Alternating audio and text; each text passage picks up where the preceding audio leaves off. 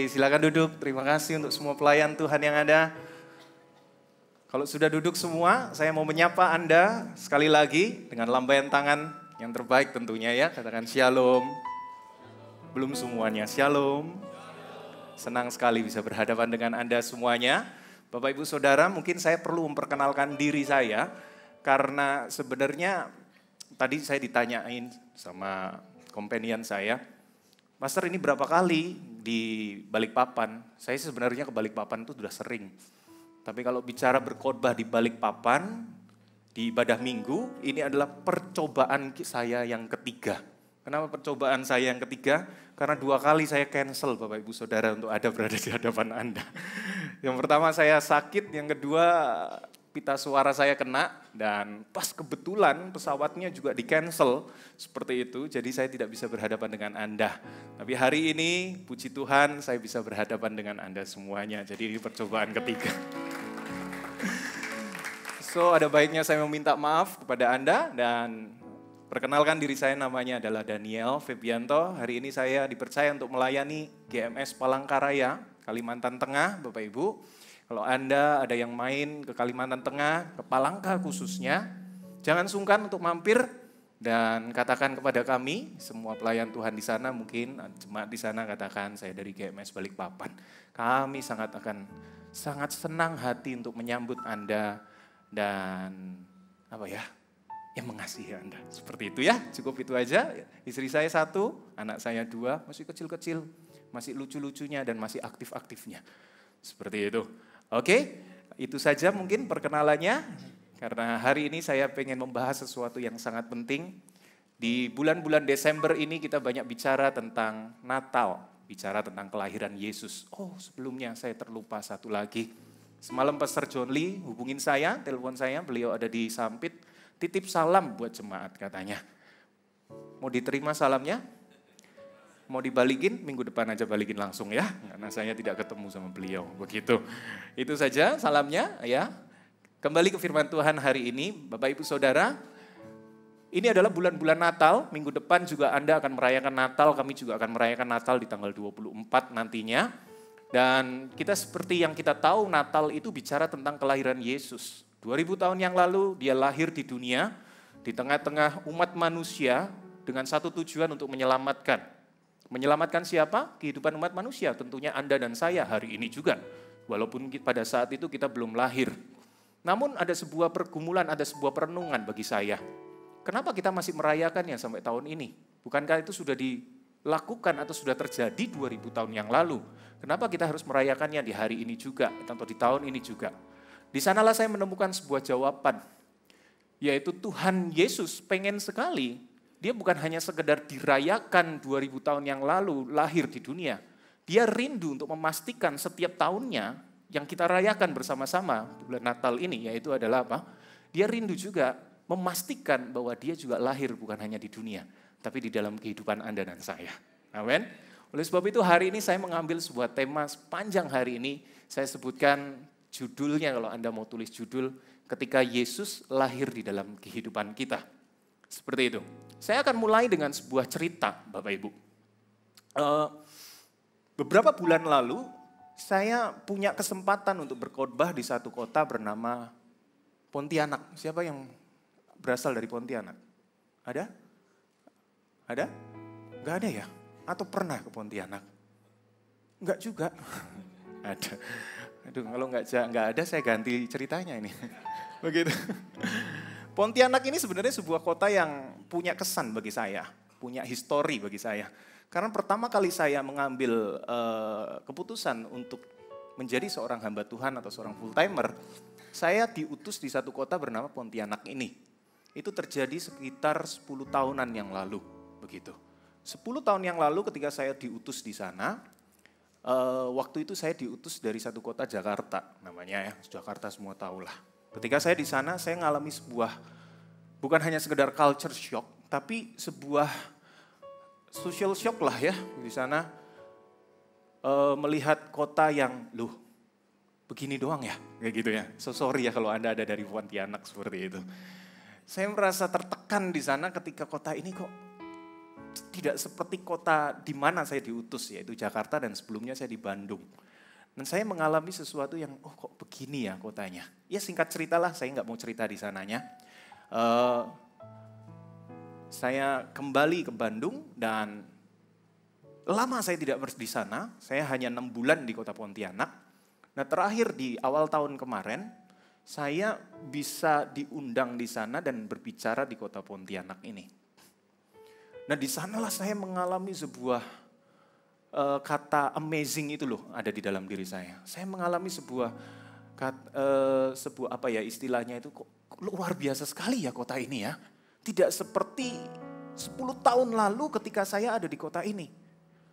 Kota ini benar-benar mengalami sebuah perkembangan, pertumbuhan perekonomian atau pertumbuhan pembangunan yang luar biasa kalau Anda menyadarinya.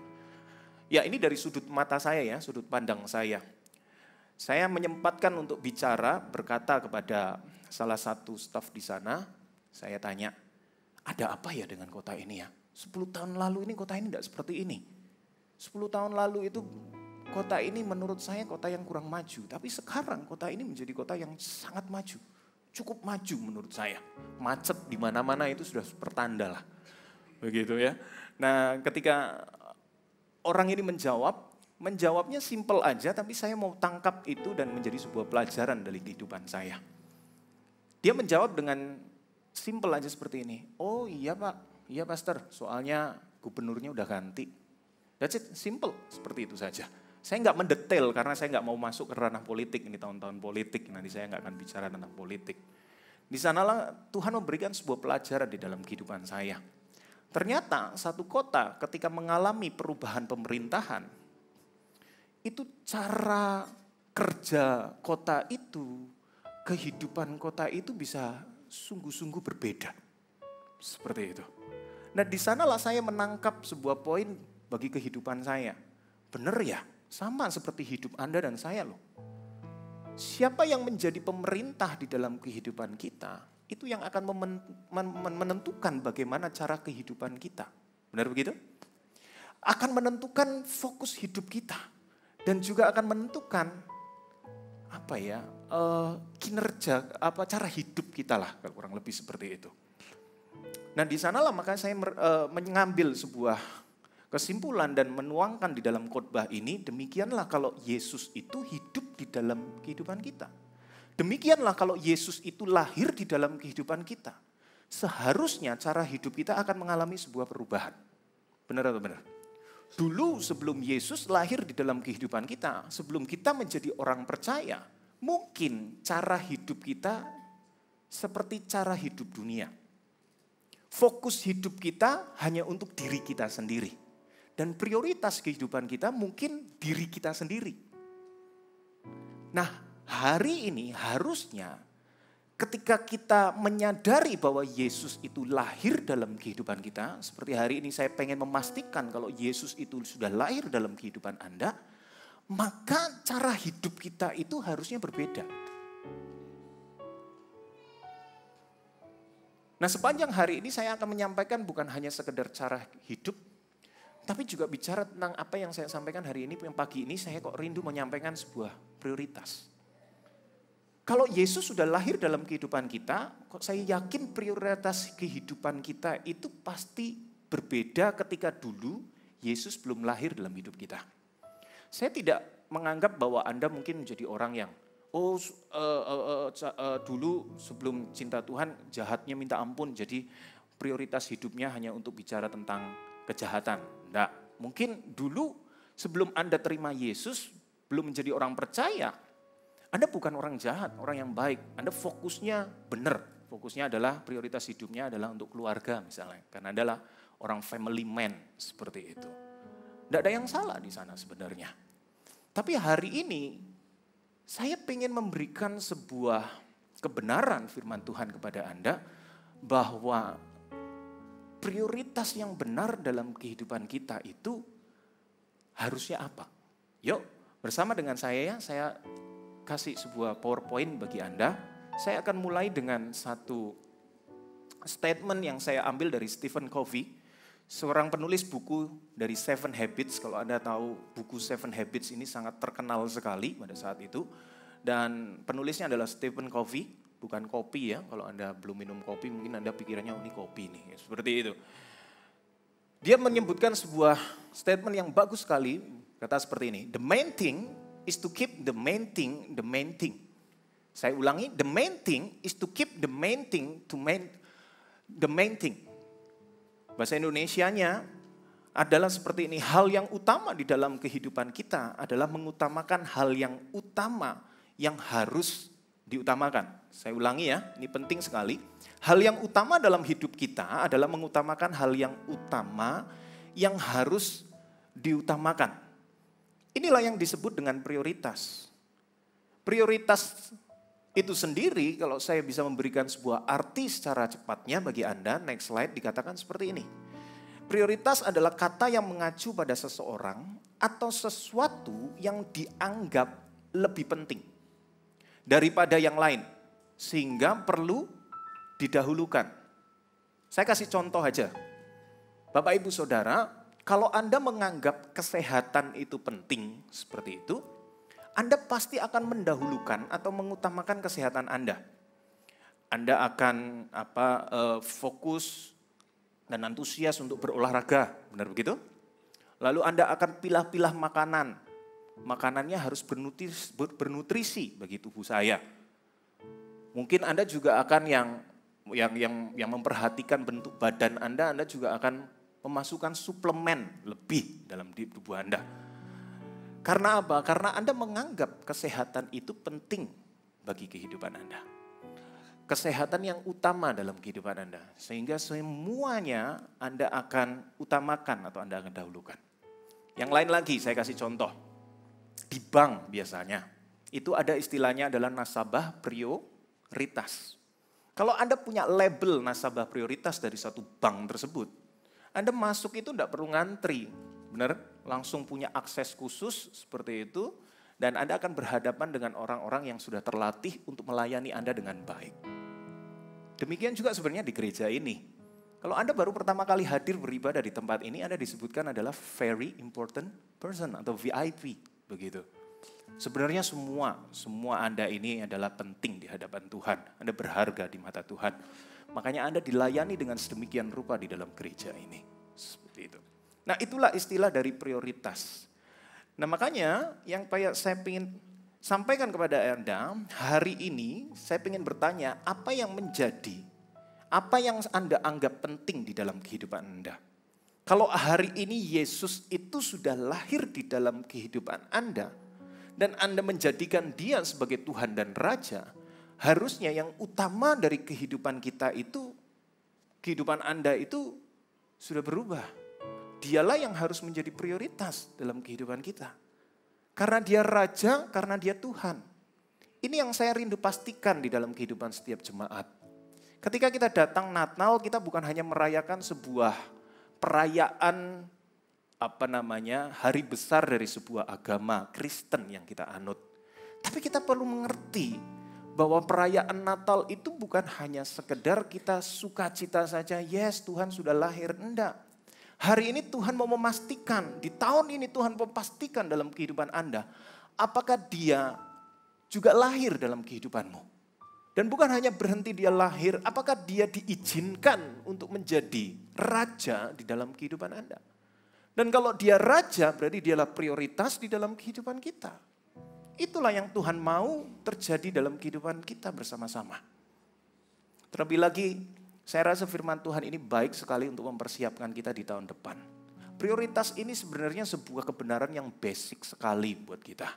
Tahun depan, tahun yang tidak menentu kata orang. Tahun depan, bahkan Gereja Mawar Sharon melalui Pastor Philip pun menyampaikan tahun depan adalah tahun the greater shift. Pergeseran yang besar. Tapi ada tambahannya, jangan takut. Miracle di sana. Ada sebuah mujizat di sana. Ada sebuah keajaiban-keajaiban Tuhan yang sudah disediakan dalam kehidupan Anda dan saya. Lalu bagaimana untuk memasuki tahun ke depan itu? Coba pegang ini. Pastikan ini menjadi sebuah modal dalam kehidupan kita yang tidak bergeser. Yaitu kita tahu prioritas dalam kehidupan kita apa. Yang tidak lain tidak bukan adalah Tuhan. Kenapa Tuhan? Mari kita buka bersama dengan saya. Hagai 1 ayat 1 sampai 11. Ini akan menjadi sebuah dasar firman hari ini. Hagai 1 ayat 1 sampai 11, ayatnya mungkin sedikit panjang tapi perlu kita baca bersama-sama Bapak Ibu. Hagai 1 ayat 1 sampai 11 yang sudah ketemu katakan amin. Belum semua, saya tunggu yang sudah ketemu katakan amin. Haleluya. Kita baca bersama, saya di ganjil, Anda di genap. 1, 2, 3. Pada tahun yang kedua zaman Raja Darius, dalam bulan yang ke-6, pada hari pertama bulan itu, datanglah firman Tuhan dengan perantaraan Nabi Hagai kepada Zerubabel bin Sealtiel, Bupati Yehuda, dan kepada Yosua bin Yosadak, imam besar. Bunyinya, ayat kedua, 2, 3.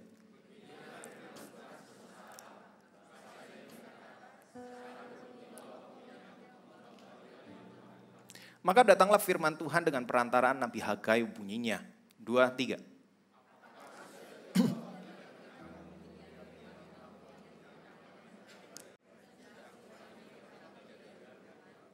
Oleh sebab itu beginilah firman Tuhan semesta alam. Perhatikanlah keadaanmu. Ayat 6, 2, 3.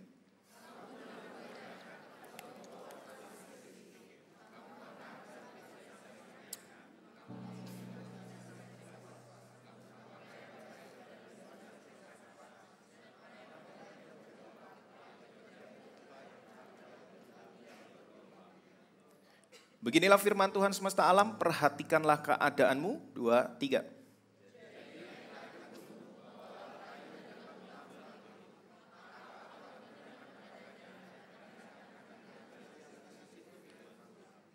Kamu mengharapkan banyak tetapi hasilnya sedikit, dan ketika kamu membawanya ke rumah, aku menghembuskannya. Oleh karena apa? Demikianlah firman Tuhan semesta alam, oleh karena rumahku yang tetap menjadi reruntuhan, sedang kamu masing-masing sibuk dengan urusan rumahnya sendiri. 10, 2, 3.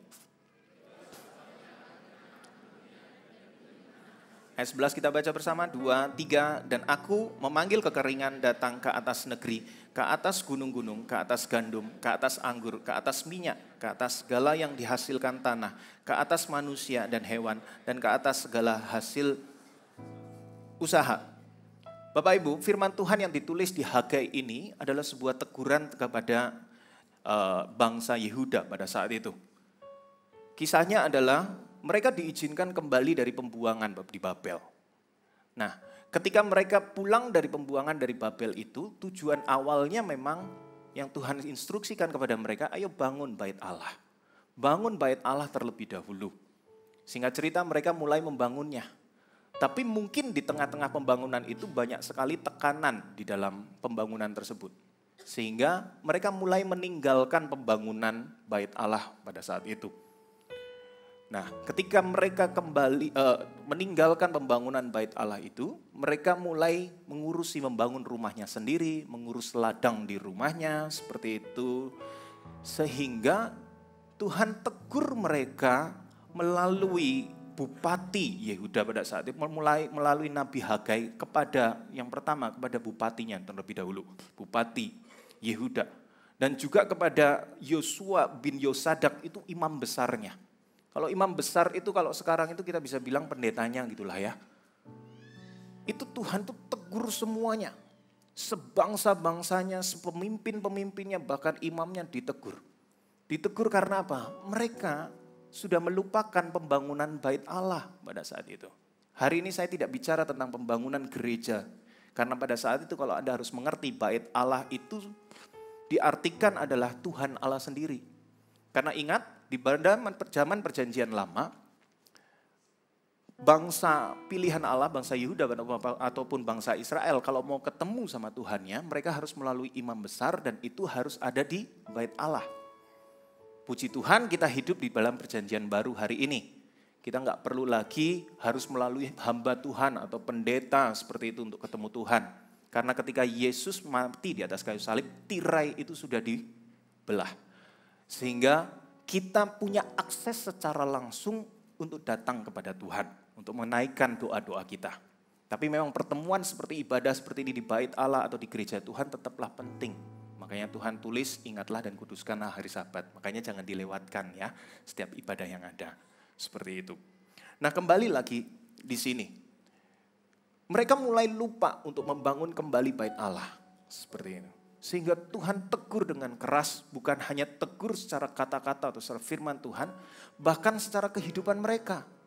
Mereka membangun rumah, mereka membangun ladang, disebutkan di sana, itu tidak kembali dalam kehidupan mereka.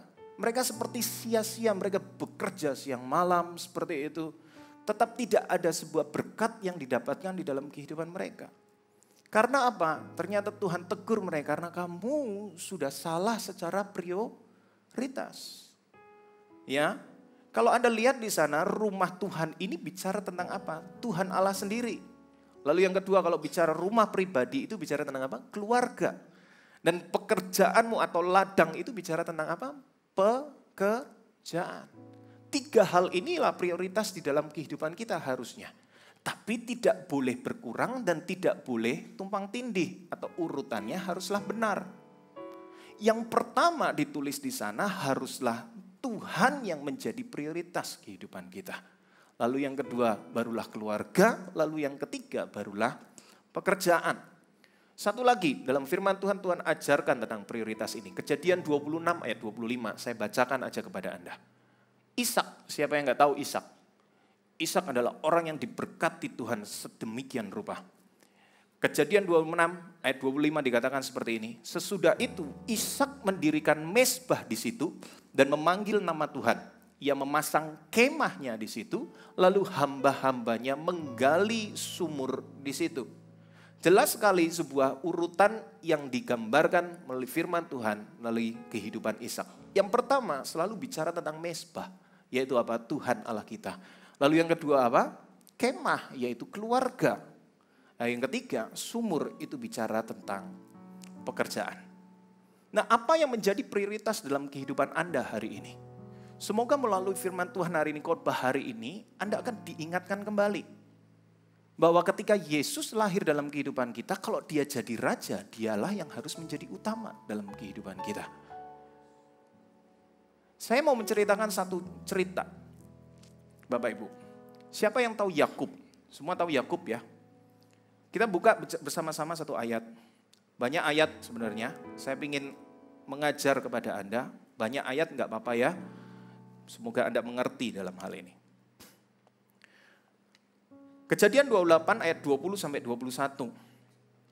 Yakub dalam sebuah kejadian ya, dia mengeluarkan sebuah nazar dengan tulisan seperti ini, lalu bernazarlah Yakub, jika Allah akan menyertai dan akan melindungi aku di jalan yang kutempuh ini, memberikan kepadaku roti untuk dimakan dan pakaian untuk dipakai, sehingga aku selamat kembali ke rumah ayahku, maka Tuhan akan menjadi Allahku. Dalam sebuah kejadian, ternyata Yakub seseorang yang lahir di rumah Ishak. Orang yang mengerti tentang prioritas dalam kehidupan dia. Orang yang sungguh-sungguh percaya kepada Tuhannya, tidak menjadikan Yakub ini menjadi seseorang yang menganggap Tuhan itu sebagai Allah dalam kehidupannya. Ada bukti lain lagi, coba dibuka pasal 31 ayat 5. Masih bersama dengan saya ya? Pasal 31 ayat 5 dikatakan seperti ini. Lalu ia berkata kepada mereka, telah kulihat dari muka ayahmu bahwa ia tidak lagi seperti yang sudah-sudah padaku, tetapi Allah ayahku menyertai aku. Ini adalah perkataan Yakub kepada kedua istrinya ketika dia lari dari Laban atau mertuanya. Saya tertarik sekali dengan kata-kata ini. Tetapi Allah ayahku menyertai aku. Ternyata di poin ini pun bisa terlihat bahwa Yakub belum mengakui Tuhan sebagai Tuhan di dalam kehidupannya. Coba buka satu lagi, ayat 42, pasal 31 ayat 42. Seandainya Allah ayahku, Allah Abraham, dan yang disegani oleh Ishak tidak menyertai aku, tentulah engkau sekarang membiarkan aku pergi dengan tangan hampa, tetapi kesengsaraanku dan jerih payahku telah diperhatikan Allah dan ia telah menjatuhkan putusan tadi malam. Inilah pembicaraan dia kepada Laban. Seandainya Allah ayahku, Anda benar kan? Anda mengerti di sini? Seandainya Allah ayahku, Allah Abraham dan yang disegani oleh Ishak tidak menyertai aku. Baru satu lagi, coba buka satu lagi. Pasal 33 ayat 20. Pasal 33 ayat 20 dikatakan seperti ini. Ia mendirikan mezbah di situ dan dinamainya itu Allah Israel ialah Allah. Setelah pergulatan yang luar biasa antara Yakub dan malaikat Tuhan dan Tuhan sendiri pada saat itu, di sanalah dia baru mengakui bahwa Tuhan itu sebagai Allahnya. Allah Israel ialah Allah. Apa yang mau saya gambarkan kepada Anda dari fakta ini? Saya ketika menemukan kebenaran ini saya cukup kaget. Benar ya? Walaupun dia lahir di dalam keluarga rohani, ya Ishak itu sebegitu rohaninya loh. Kita harus tahu bagaimana Ishak itu hidup untuk Tuhan. Dia juga mengalami berkat-berkat tersendiri di dalam kehidupannya. Pertolongan Tuhan, kasih Tuhan, bahkan mujizat Tuhan terjadi di dalam kehidupannya. Ternyata dia belum menjadikan Tuhan itu sebagai Allahnya. Ini seperti mau mengingatkan kepada kita, bagi beberapa orang Kristen yang mungkin sejak lahir sudah lahir di keluarga Kristen, seperti itu. Mungkin lahir ketika keluar dari kandungan ibu kita bukan oek tapi haleluya. Karena saking Kristennya seperti itu. Di kecil kita aktif sekali ikut Eagle Kids. Lalu remaja kita menjadi seorang Army of God, seperti itu, tidak pernah absen di ibadah minggu, seperti itu. Lalu mungkin di dalam keseharian kita mengalami banyak mujizat Tuhan atau mungkin ada orang-orang yang sakit sudah didiagnosa oleh dokter ini tidak ada harapan lagi dalam kehidupan Anda. Ngalami itu mujizat Tuhan dan disembuhkan. Dan banyak hal lagi yang terjadi di dalam kehidupan seseorang tersebut. Belum tentu loh ternyata orang tersebut menjadikan Tuhan itu sebagai Tuhan di dalam kehidupannya. Nah, oleh sebab itu hari ini saya pengen mengajak setiap Anda untuk bersama-sama kita cek dalam kehidupan kita. Saya menyebutnya adalah spiritual check, katakan spiritual check. Apakah kita sudah benar-benar menerima Dia sebagai Tuhan dan Raja dalam kehidupan kita? Apakah benar-benar Dia sudah lahir di dalam kehidupan kita dan jadi Tuhan dalam kehidupan kita? Yang pertama, Bapak Ibu Saudara, saya pernah mendengarkan sebuah khotbah dari seorang hamba Tuhan. Hamba Tuhan ini berkata seperti ini. Apa yang dipikirkan pertama kali ketika kita bangun tidur seperti itu bisa menjadi, itulah hal yang menjadi tuan di dalam kehidupan kita. Nah, coba kita cek bersama-sama tadi pagi ketika bangun tidur, ketika buka mata kita, apa yang kita pikirkan? Apa yang kita pikirkan? Apakah kita pikirkan pekerjaan kita? Apakah ada sebuah dilema nih, aku mau pergi gereja, ini hari Minggu ya? Minggu apa Senin ya? Aku pergi gereja atau buka toko nih? Aku pikir gereja atau mau kerja nih? Seperti itu. Lalu ketika kita bangun tidur tadi pagi, mungkin ada orang-orang, aku mau pergi gereja. Ini hari Minggu kan? Aku mau pergi ke gereja. Karena di gereja ada sedia yang selama ini aku sedang dekati. Begitu. Jangan-jangan kalau pemikiran kita seperti itu bukan Tuhan yang menjadi utama dalam kehidupan kita. Mungkin pekerjaan kita bagi orang-orang yang pertama tadi. Atau yang kedua adalah si Dia itulah yang menjadi utama atau menjadi tuan di dalam kehidupan kita. Tapi kalau hari ini Anda bangun langsung duduk atau bersujud di kasur Anda dan Anda berkata, thank you Tuhan buat hari ini. Aku bersyukur buat penyertaan Tuhan dan puji Tuhan. Hari ini adalah hari Sabat. Puji Tuhan, hari ini adalah hari Minggu. Hari di mana aku akan berkumpul bersama dengan saudara seiman untuk memuji dan menyembah, memuliakan nama Tuhan. Di sana bisa dipastikan bahwa Anda menempatkan Tuhan sebagai Tuan dan yang utama dalam kehidupan Anda. Bisa jadi. Bisa dicek bersama-sama. Lalu yang kedua, saya mau ajak Anda untuk spiritual check lagi yang kedua. Next slide bisa dibuka. Yang kedua, saya menunggu slide-nya, ini penting. Karena sudah tulis saya. Priority, no, sebelumnya. Priority versus option. Ternyata prioritas itu punya lawan. Lawannya apa? Option. Bagaimana cara ngeceknya? Apakah Tuhan menjadi tempat utama atau tidak? Kalau Anda mengutamakan Tuhan dalam kehidupan Anda akan berkata seperti ini kepada Tuhan, I'll make the time. Saya akan meluangkan waktu untuk Tuhan. Tidak ada kata, tidak ada waktu bagi Tuhan. Lalu kalau option, kita akan berkata, if I have time. Kalau saya punya waktu, saya akan datang kepada Tuhan. Contoh ibadah minggu seperti itu. Saya kasih contoh aja ya. Pak, ayo Pak, jangan lupa ibadah minggu atau ibadah raya seperti itu. Kalau Anda mengutamakan Tuhan sebagai Tuhan dan Juru Selamat dalam kehidupan, kalau dia prioritas utama dalam kehidupan Anda, kalau dia menjadi prioritas dalam kehidupan Anda, sesibuk-sibuknya Anda, setidak punya waktunya Anda akan meluangkan waktu yang terbaik untuk datang kepada Tuhan untuk beribadah.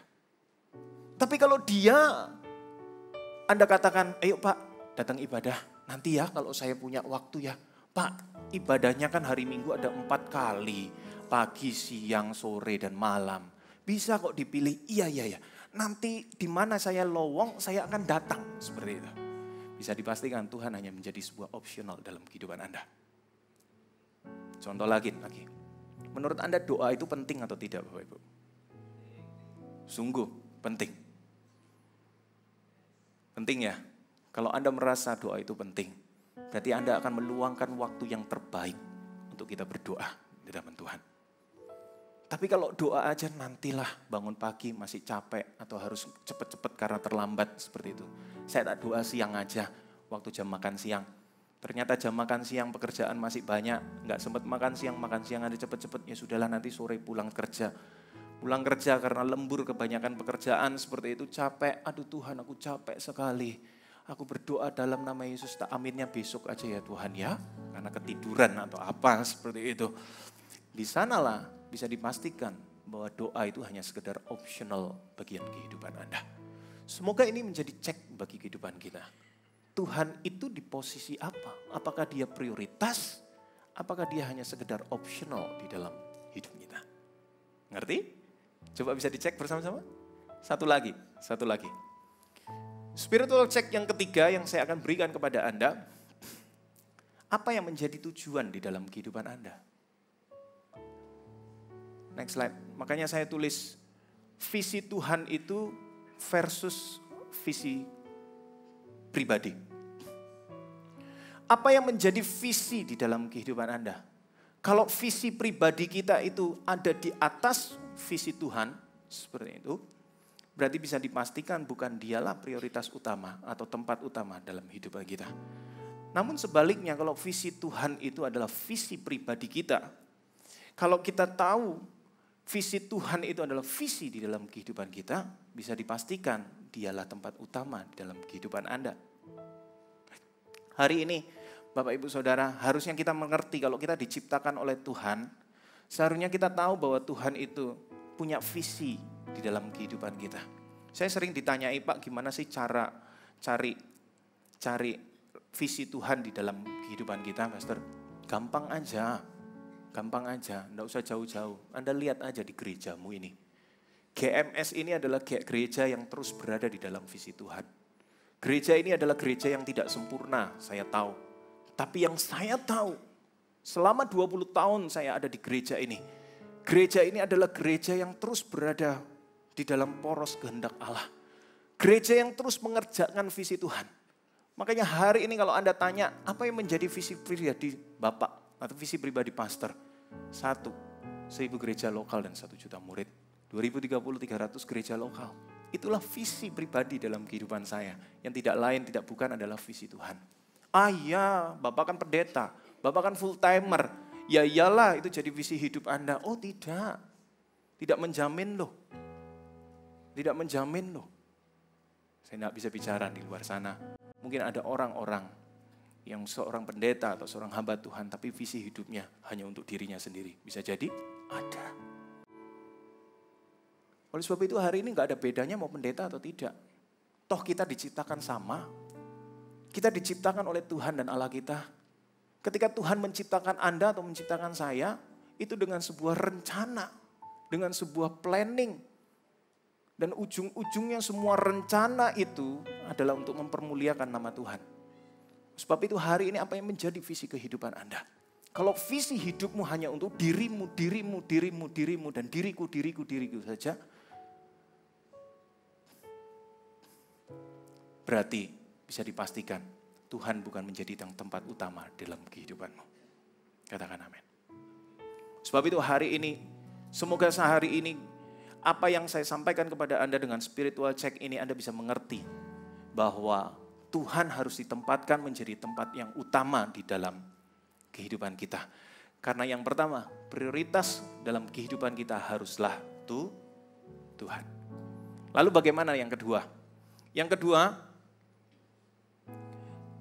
yang jelas, yang kedua adalah mengasihi keluarga. Katakan mengasihi keluarga. Kalau yang pertama tadi, Anda katakan mengutamakan Tuhan, itu dari Matius 22 ayat 37 sampai 38, jawab Yesus kepadanya, "Kasihilah Tuhan Allahmu dengan segenap hatimu, dengan segenap jiwamu, dan dengan segenap akal budimu.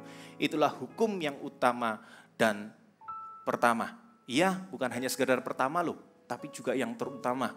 Lalu yang kedua, Matius 22 ayat 39 dikatakan, dan hukum yang kedua yang sama dengan itu ialah kasihilah sesamamu manusia. Sesamamu manusia itu enggak usah jauh-jauh.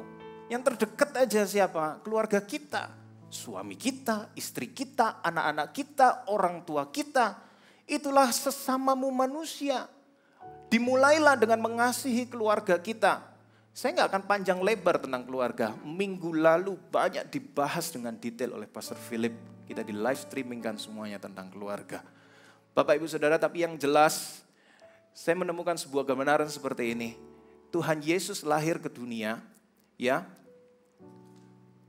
Dia ada di dunia itu kurang lebih 33 tahun setengah. Ya, 33,5 tahun ada di dunia. Tapi sadar nggak? Kapan dia pertama kali memulai misinya di dunia untuk menyelamatkan umat manusia? Yaitu di umur yang ke-30 tahun, Bapak Ibu. Coba buka satu ayat, Lukas 3 ayat 23. Dikatakan seperti ini. Lukas 3 ayat 23. Ketika Yesus memulai pekerjaannya, ia berumur kira-kira 30 tahun. Dan menurut anggapan orang, ia adalah anak Yusuf, anak Eli. Yesus menghabiskan 90% masa hidupnya di dalam sebuah keluarga. Dan sisanya 10%, begitu, dia kerjakan untuk menggenapi misi besarnya, yaitu menyelamatkan umat manusia di muka bumi ini. Cukup mengherankan ya, kenapa hanya 10%, lalu 90%-nya hanya di dalam sebuah keluarga. Bahkan mujizat pertama yang dilakukannya pun di pesta pernikahan. Di sana kita bisa belajar bahwa Tuhan Yesus itu sangat mengasihi keluarga. Dia menyadari sekali bahwa keluarga itu adalah tempat pertama untuk kita melayani dan kita kasihi. Gitu ya. Saya rasa sangat gak relevan kalau kita berkata kita mengasihi Tuhan, namun kita tidak mengasihi keluarga. Untuk apa kita juga sukses melayani atau bekerja di luar sana, tapi keluarga kita menjadi keluarga yang berantakan. Bukankah seharusnya keberhasilan kita ketika kita bekerja di luar, atau keberhasilan kita melayani Tuhan, kita bisa rayakan bersama-sama di dalam sebuah keluarga. Sebab itu hari ini Bapak Ibu Saudara, kita bisa mempelajari dari Tuhan Yesus sendiri bagaimana Yesus sungguh mengasihi keluarga yang ada di dunia pada saat itu. Demikian juga harusnya kita. Kalau yang pertama kita tahu, kita harus mengasihi Tuhan. Dia harus menjadi tempat yang utama dan pertama dalam kehidupan kita. Yang kedua pun jangan dihilangkan. Urutannya tetap harus benar. Yang kedua yaitu bicara tentang keluarga. Kita perlu mengasihi keluarga di dalam kehidupan kita. Dan yang terakhir, yang ketiga, yang tadi saya bacakan, yang ketiga bicara tentang bekerja dengan benar. Paulus mengatakan 2 Tesalonika 3 ayat 10, jika seorang tidak mau bekerja, janganlah ia makan. Ya, oleh sebab itu setiap orang perlu bekerja dengan sungguh-sungguh. Ya, Tuhan tidak akan pernah memberkati kok orang yang malas. Tuhan itu akan memberkati orang yang sungguh-sungguh bekerja dengan rajin.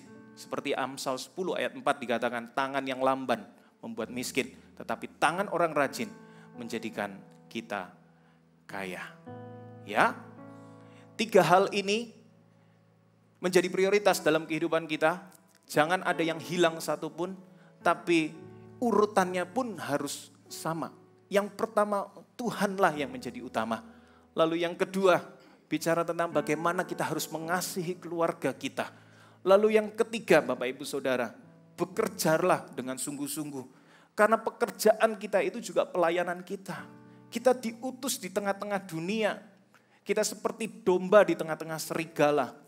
Kalau Anda baca ayat itu, dimulai dengan kata-kata engkau diutus. Engkau diutus. Jadi dimanapun engkau berada sekarang di dalam pekerjaan, engkau itu adalah utusan Allah.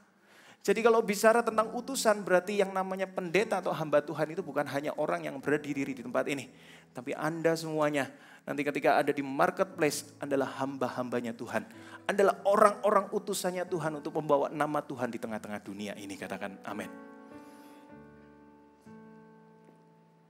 Semoga kita menjadi orang yang bukan hanya sekedar rajin bekerja, tapi bekerjalah dengan kebenaran. Karena orang-orang yang bekerja dalam kebenaran itulah orang-orang yang ada di dalam kehendaknya Allah. Dan di sanalah berkat Tuhan menanti di dalam kehidupan Anda. Katakan amin. Saya akan ambil sebuah konklusi 3 hal ini.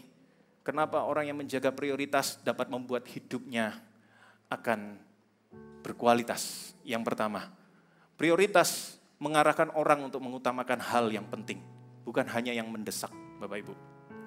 Ada hal yang tricky di sini yang Anda harus perhatikan baik-baik. Hal yang mendesak akan kelihatan selalu penting. Sedangkan hal yang penting tidak kelihatan mendesak. Seperti itu. Kalau memang emergency ya seperti itu, ya saya mengerti. Cuman contohnya kalau pekerjaan lah ya, seperti itu. Kalau selalu emergency, pekerjaan saya itu emergency Pak. Emergency. Harus dikerjakan sungguh-sungguh, secepatnya seperti itu. Emergency terus. Ya mungkin kita harus evaluasi diri kita. Bagaimana manajemen dalam kehidupan kita. Manajemen di dalam pekerjaan kita. Apakah selamanya kita hanya manajemen krisis. Kecuali kalau Anda memang bekerja di emergency. Bekerja di UGD, IGD seperti itu, ya monggo itu semuanya emergency seperti itu. Hari ini pastikan Bapak Ibu, prioritas akan mengarahkan orang untuk mengutamakan hal yang penting, bukan hanya sekedar hal-hal yang mendesak-mendesak itu. Kalau semuanya kelihatannya mendesak, ayo coba duduk, berdoa, tata kembali, manage kembali pekerjaan Anda semuanya. Jangan sampai mendahului Tuhan dan keluarga dalam kehidupan kita. Katakan amin. Lalu yang kedua, prioritas itu akan mengarahkan orang untuk tidak menyia-nyiakan sumber daya yang diberikan Tuhan di dalam dirinya. Setiap kita itu punya sumber daya. Setiap kita itu punya talenta. Satu ini aja, semua pasti punya, yaitu waktu.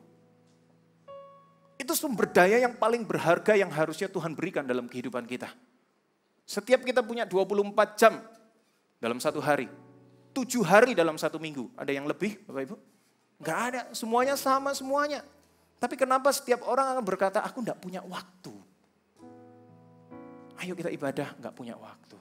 Ayo kita berdoa, aduh enggak punya waktu Seperti itu.